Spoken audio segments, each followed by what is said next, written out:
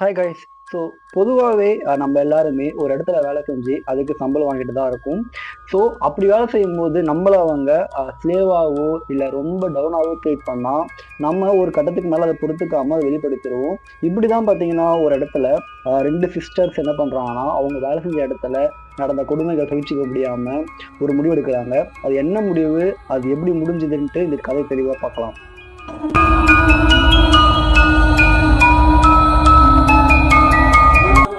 So தன்னோட குடும்பத்தில் நடந்த ஒரு பெரிய துயரத்துக்கு அப்புறம் பார்த்தீங்கன்னா இந்த பாப்பின் சிஸ்டர்னு அழைக்கப்படுற கிறிஸ்டியன் பாப்பின் அண்ட் லியான் பாப்பின் இந்த ரெண்டு பேரும் ஹாஸ்டலில் தங்கி படிக்கிறாங்க.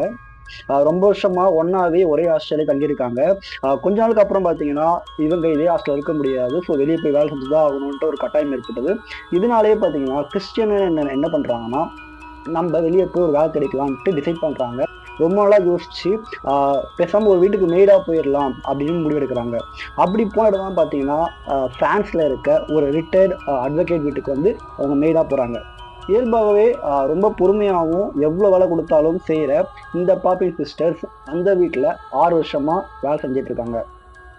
இவங்க ரெண்டு பேரோட முதலாளியம்மாவான லியோனல் லெங்கன் என்ன பண்றாங்கன்னா இவங்க ரெண்டு பேர் மேலேயுமே ஏதோ ஒரு வன்மத்திலையும் ஏதோ ஒரு கோர்ட்லயுமே இருக்காங்க.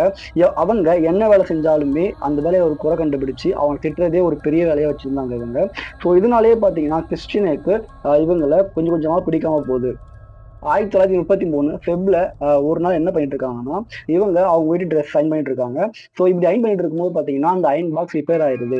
இதை போயிட்டு அவங்க முதலாளி அம்மா கிட்ட ரொம்ப பொறுமையா தெளிவாக சொல்றாங்க. பட் இதை சகிச்சிக்க முடியாத அந்த முதலாளி அம்மா கிறிஸ்டினாவை ரொம்ப அபியூசிவ் வேர்ட்ஸை திட்டுறாங்க. ரொம்ப பொறுமையாவே இருந்த கிறிஸ்டின் ஒரு கட்டத்துல பாத்தீங்கன்னா அவங்களுக்கு கோபத்தை அடக்க முடியல.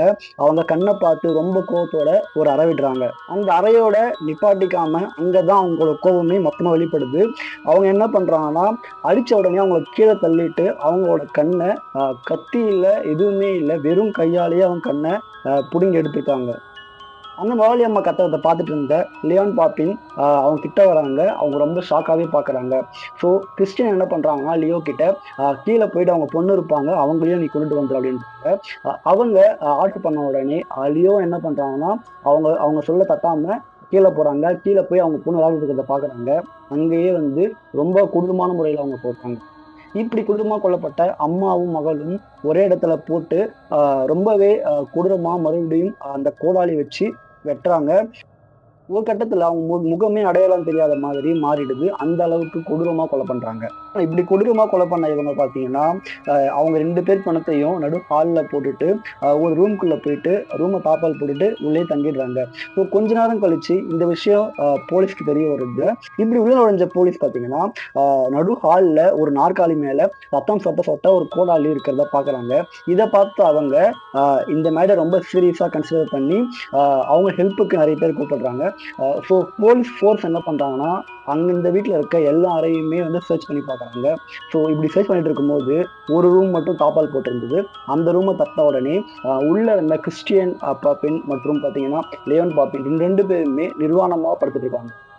இதை பார்த்து அந்த போலீஸ்க்கு ரொம்பவே ஷாக்கா இருக்கு. அங்க என்ன நடந்ததுன்னே புரியல. ஸோ வெளியே ரெண்டு பணம் இருக்கு. உள்ள பாத்தீங்கன்னா இவங்க ரெண்டு பேருமே நிர்வாணமா இருக்காங்க.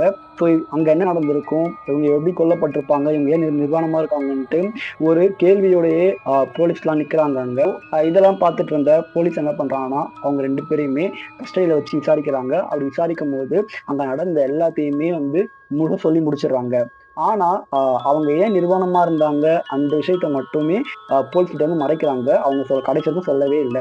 ஸோ இந்த இந்த விஷயம் பார்த்தீங்கன்னா ஒரு வழியா கோர்ட்டுக்கு போது கிறிஸ்டியனுக்கு வந்து ஆயுள் தண்டனையும் லியோன் பாப்பிங் அவங்களுக்கு பார்த்தீங்கன்னா 10 வருஷம் ஜெயில் தண்டனையும் தராங்க. ஸோ இப்படி தண்டனை வழங்கப்பட்டு அவங்க பார்த்தீங்கன்னா ஜெயிலுக்கும் போறாங்க. இந்த விஷயம் நாளடைவில் இப்படியே மூடப்படுது. ஆனா இதோட உண்மையான முகம் வேற ஒன்று இருக்குன்ட்டு கடைசியில தான் போலீஸ் தெரிய வருது. அது என்ன விஷயம்னா இவங்க அவங்களுக்கு கொன்னதுக்கான காரணம் வேற ஒன்றா இருந்திருக்கு. ஸோ வீட்டில் இருக்க முதலாளி அம்மா அவங்கள அடிமையா நடத்தினால்தான் கொன்னாங்கன்ட்டு ஸ்டார்டிங்ல சொன்னாங்க. பட் அது உண்மை கிடையாது. அங்க என்ன நடந்ததுன்னா சின்ன வயசுல இருந்தே ஒரே ஹாஸ்டல் தங்கி வளர்ந்த இந்த ரெண்டு சிஸ்டர்ஸுமே வந்து பாத்தீங்கன்னா ஓரின சேர்க்கையாளர்கள். ஸோ எந்த ஒரு ரத்த சொந்தமும் இல்லாத எந்த பந்தமும் இல்லாத தனியாவே வளர்ந்துருக்காங்க இவங்க. ஸோ இதனால ஒருத்தர் மேல ஒருத்தர் காதல் வழிபட்டு சிஸ்டர்ஸ்குள்ளேயே வந்து ஓரின சேர்க்கையா இருந்திருக்காங்க. இதனாலவே அவங்க வேற தனித்தனியா பிரியாம கடைசி வரைக்கும் ஒரே இடத்துல இருந்தாங்க. ஹாஸ்டல்லையும் சரி, அவங்க வேலை செஞ்ச வீட்லயுமே சரி, ஒரே இடத்துலயே வாழ்ந்துட்டு வந்திருக்காங்க. ஸோ ஒரு நாள் இவங்க ஒன்னா இருக்கிறத பார்த்துட்டு அந்த முதலாளி அம்மா இதை வந்து நான் வெளியே சொல்லிடுவேன் அப்படின்னு சொல்லிட்டு மிரட்டுறாங்க. இதனால இந்த ஒரு காரணத்துக்காக தான் அவங்கள கொண்டு இருக்காங்க.